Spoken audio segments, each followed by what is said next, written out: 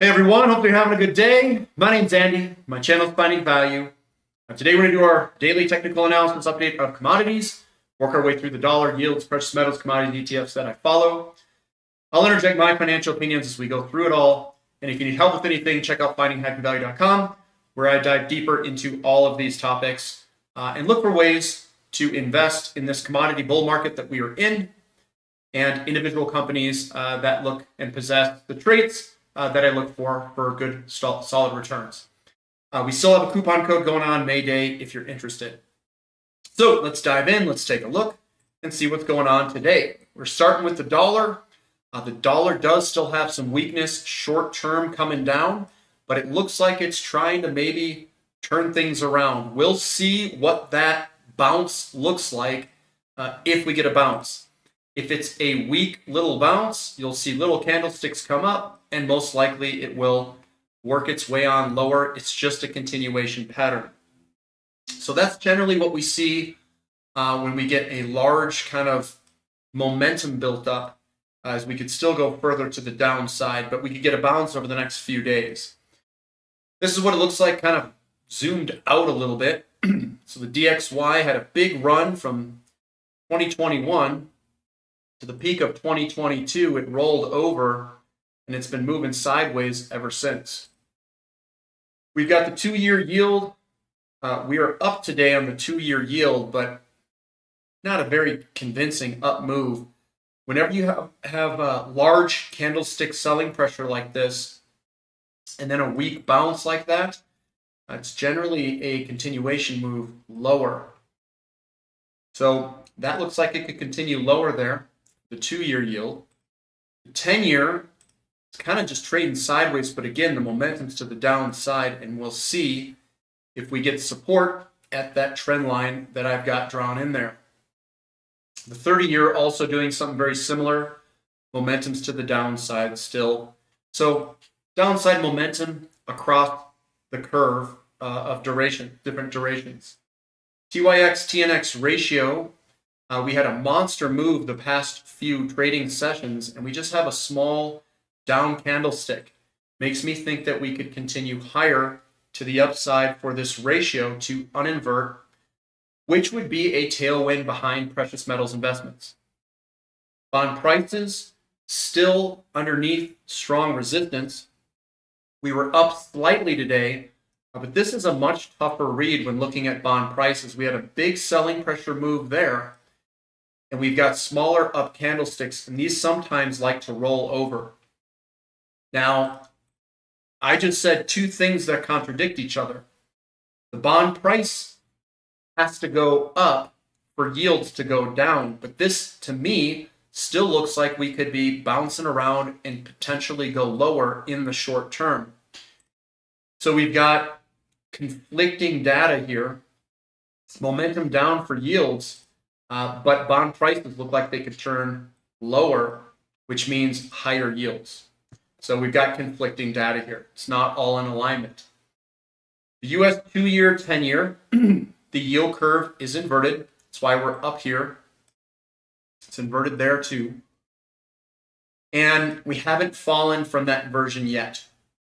We've got a good selling pressure momentum move, and we'll see if this comes to a flag or something like that in a potential break lower, or if we're going to stay inverted for eternity. I mean, look how long we've been inverted here. Very long time, and we'll see if this actually unwinds or not. Gold down $30. It's holding on. We've got this nice break here. Let me look at the daily here. Now, this is what gets me kind of confused here. See how this moves up? It took some time for it to move up, and then we just waterfall downward. Like, this is in like 10, 15 minutes. Where do you get selling pressure that just triggers something like that? And then we're back at support here for gold. So kind of interesting to see that almost all of the big selling pressure moves occur in these very short periods of time. But either way, this still looks bullish in the shorter to medium term. Silver down a little bit. Still looks like a good setup to move higher. I wouldn't say that this is a reversal candlestick by any means. Everything looks good with silver.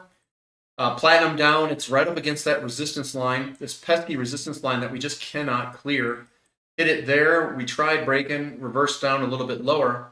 But every time we do reverse, the lows continue to come on up higher, higher, higher, and higher as we step into this resistance line. So I think soon we'll probably see this above the resistance line at some point. Palladium also selling off some, but again, we are well positioned above the trend line, which is a support level now. And everything looks pretty good. Nice little wick at the bottom. Good bounce towards the end of the day. This is the shorter term time frame. There's your bounce higher. So we're hanging on there for palladium, and it doesn't look too bad with big support underneath us. GDX not really trading with the metals today. Probably just confused as I am with some of the selling pressure and how condensed it was. But either way, it looks good and well positioned to move higher. It is sitting on top of a bunch of support and looks good to cruise on up. GDXJ, the same thing, except we're underneath resistance and we're trying to get out of that position underneath that resistance level. And SILJ actually ended trading higher today, 0.41% higher. Now that's showing strength because we've got a 2% down day in silver roughly, and this is moving on higher. So people are positioning in the equities before the move higher in silver, and silver looks fantastic to keep working its way on up, or SILJ I should say. XAU to gold ratio, it is outperforming. This is what you see when people want in, even though the price is going down. And this looks good to move on up. Gold and silver mining companies to outperform gold. We've broken through that downtrend line, and this looks fantastic setup here on a very cheap level. So hopefully we can see the gold and silver mining companies start to outperform gold itself.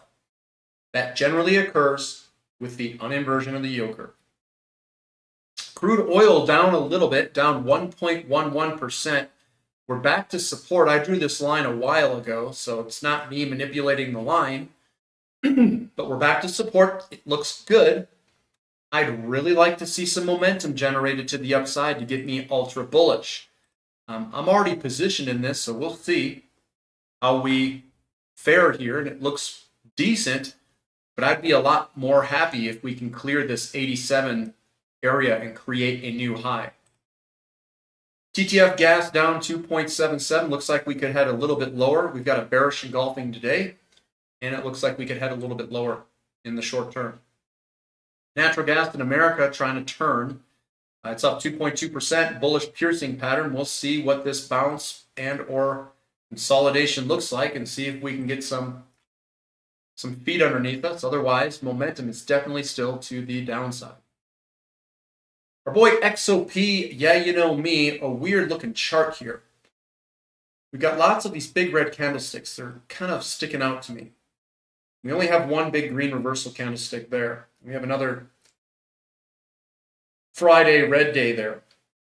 Not a huge bounce today, and we could easily see further downside, although what muddies the water here is we've got this big bullish engulfing, not much selling pressure trying to get up. We just have this one red candlestick there. So these guys are battling it out against each other. The buyers and sellers right here at this neckline of this inverted head and shoulders. That's where we're located. So it still looks good. We have lows that are coming up into that neckline. So everything looks good for a move higher, and we need some buyers to step in here and show us that they're actually real about pushing the move higher. Energy service companies, we are flat today, right up against that support level of that trend line. Again, we'll see if it holds. We've got buyers and sellers duking it out back and forth. Newcastle coal down 1%, but we're still above the support level, so that looks good there. And I'm expecting a move sideways or higher over time because we've got all the support underneath us. Sprott Physical Uranium Trust just moving sideways today. It is still well positioned to try to move higher if it wants to, and we'll see if it does that. kind of an ugly looking chart in this whole section there. It's not that clean.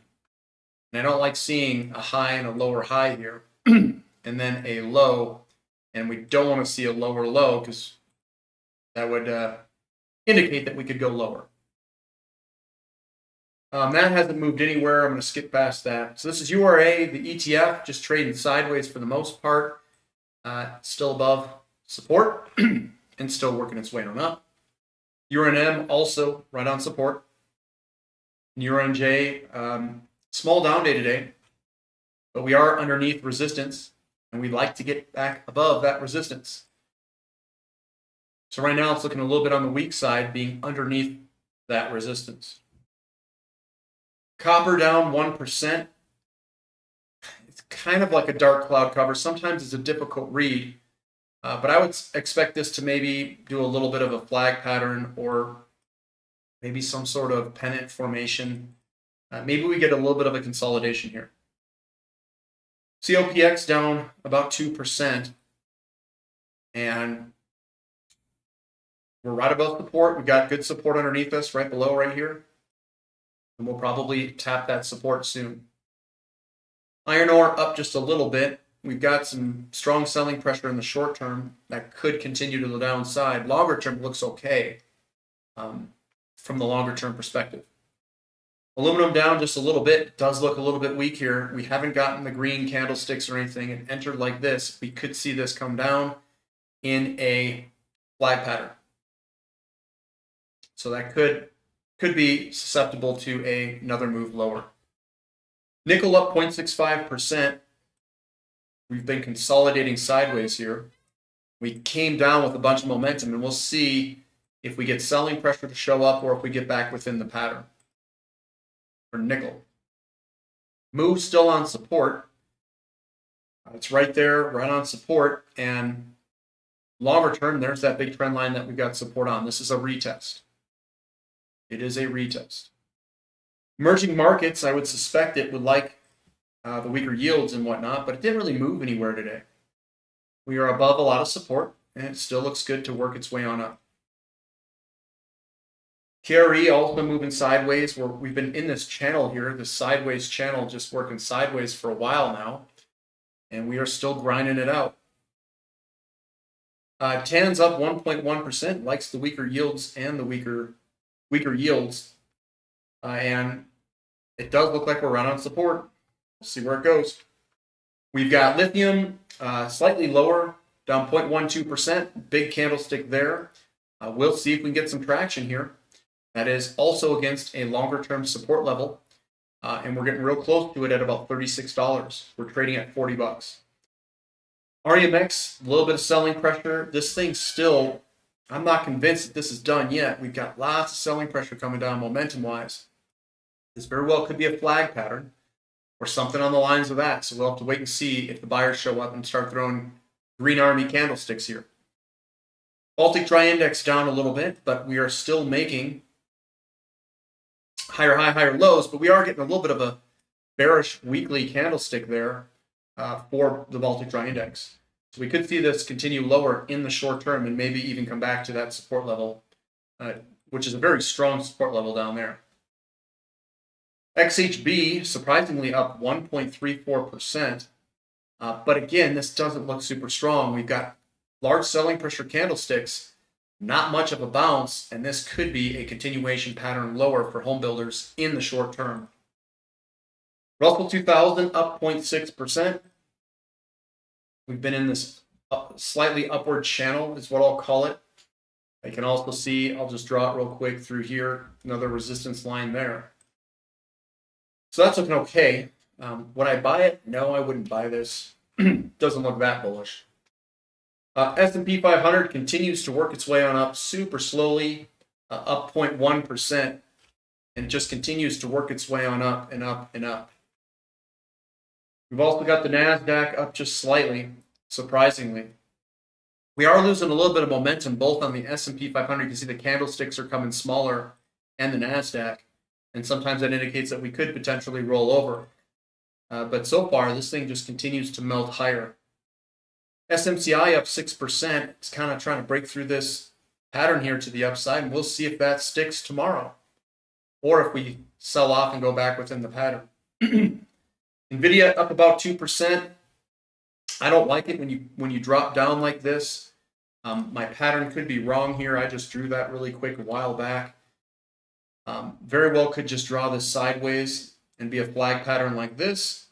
But I will say that we do have a bullish engulfing, or a big bullish candlestick there.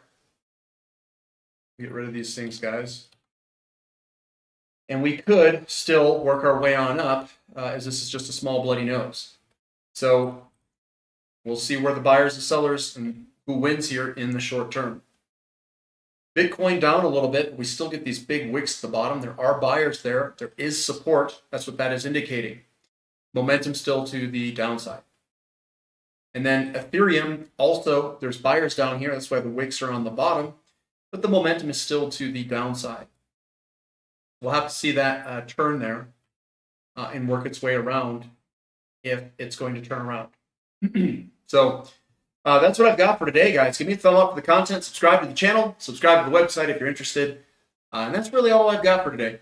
So we'll catch you next time. This is Finding Value.